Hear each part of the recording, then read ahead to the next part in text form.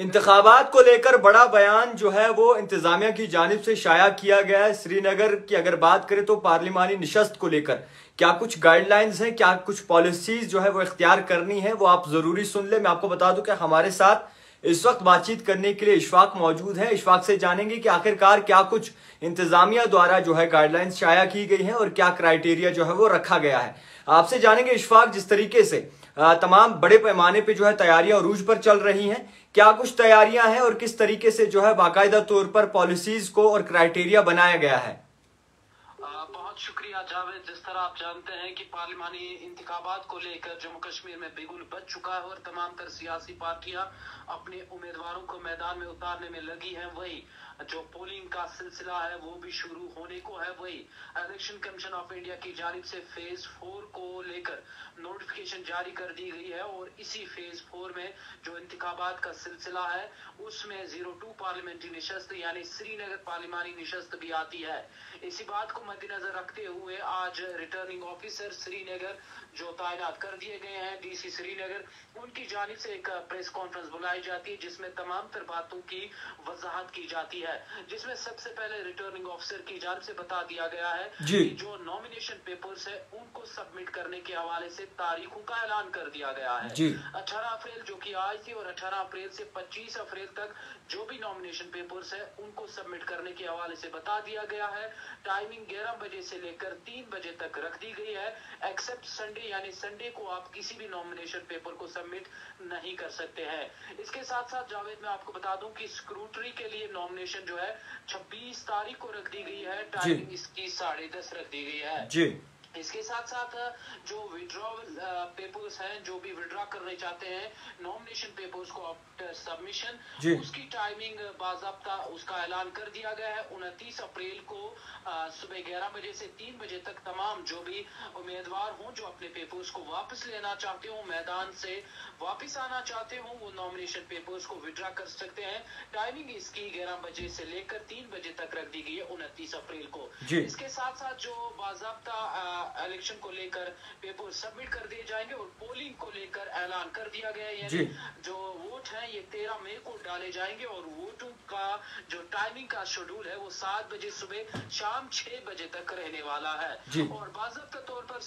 Deputy commissioner سری نگر کی جانب سے ان باتوں کی وضاحت کر دی گئی ہے جس میں بتایا گیا ہے کہ پراپر سیٹ اپ رکھا گیا ہے، باضابطہ ہیلپ ڈیسک رکھی گئی ہے اور جو 100 میٹر پیرامیٹرز ہے جو ڈی سی کمپلیکس ہے سری نگر کا جہاں پر باضابطہ نامینیشن پیپرز کو سبمٹ کر دیا جائے گا اور جو کینڈیڈیٹس ہیں ان کے لیے باضابطہ جو ایڈوائزریز ہے وہ جاری کر دی گئی ہے الیکشن کمیشن آف انڈیا کی جانب سے، جو پرسکرائب کر دی گئی ہے۔ اس میں بتایا گیا ہے کہ جو بھی کینڈیڈیٹس نامینیشن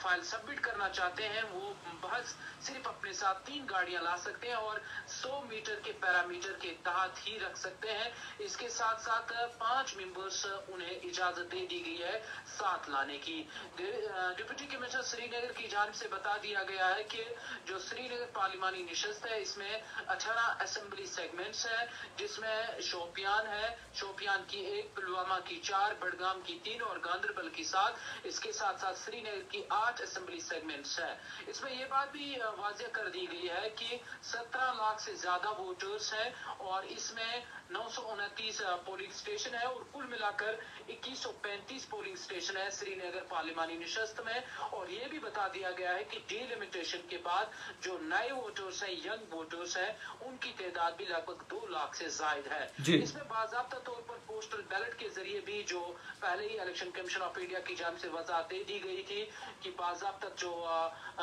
لوگ اسپیشلی ایبلڈ ہوں گے ان کو کس طریقے سے پیپر سبمٹ کرنا ہوگا، باضابطہ انہیں فارم سبمٹ کرنا ہوگا اور کیا کچھ سہولیات رکھی گئی ہے اس کا بھی الیکشن کمیشن آف انڈیا کی جانب سے اعلان کر دیا گیا ہے۔ فی الحال جو پارلیمانی انتخابات ہیں ان کو لے کر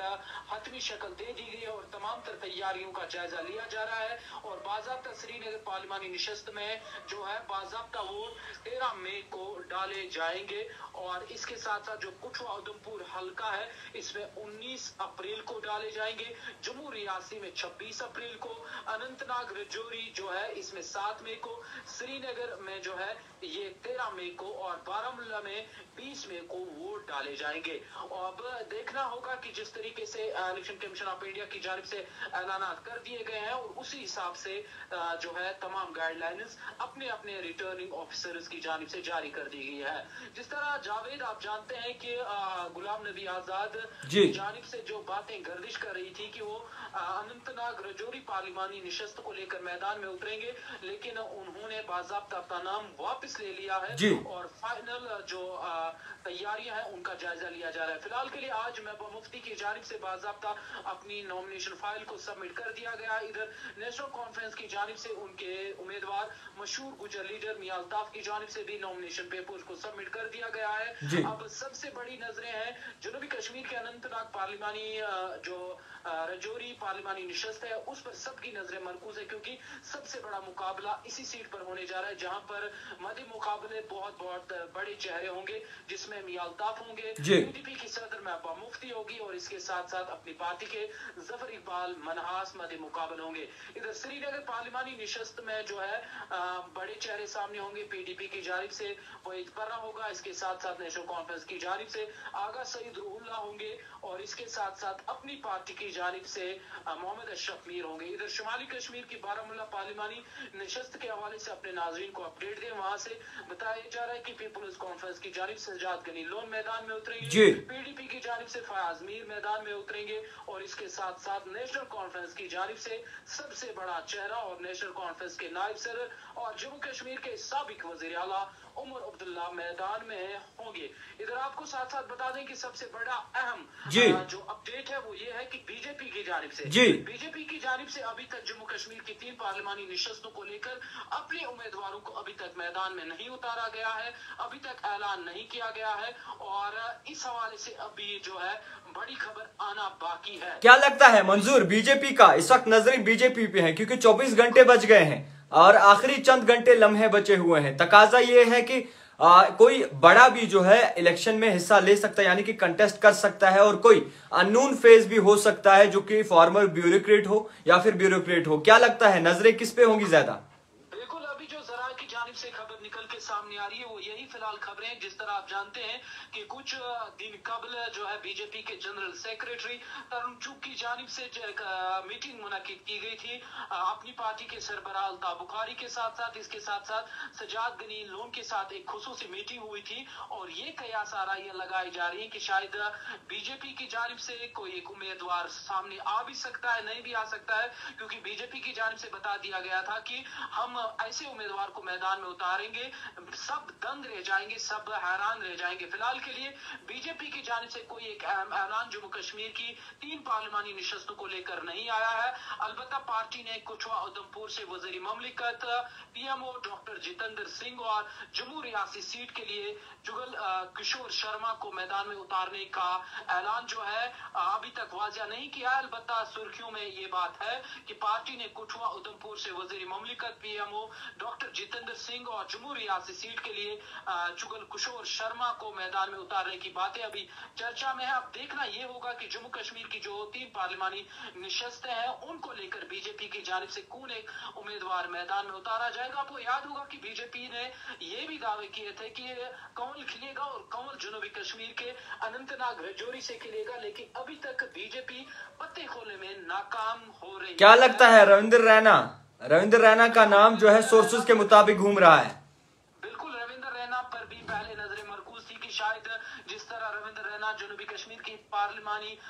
जो अनंतनाग रजौरी पार्लिमानी निशस्त है वहां से लगातार रैलीज में हिस्सा ले रहे थे और ऐसा लग रहा था कि उनकी तमाम तर रैली से जिस तरह वो लोगों से मिल रहे थे यूं लग रहा था कि पार्लिमानी जो इंतखाबात थे उनके ऐलान से पहले कि शायद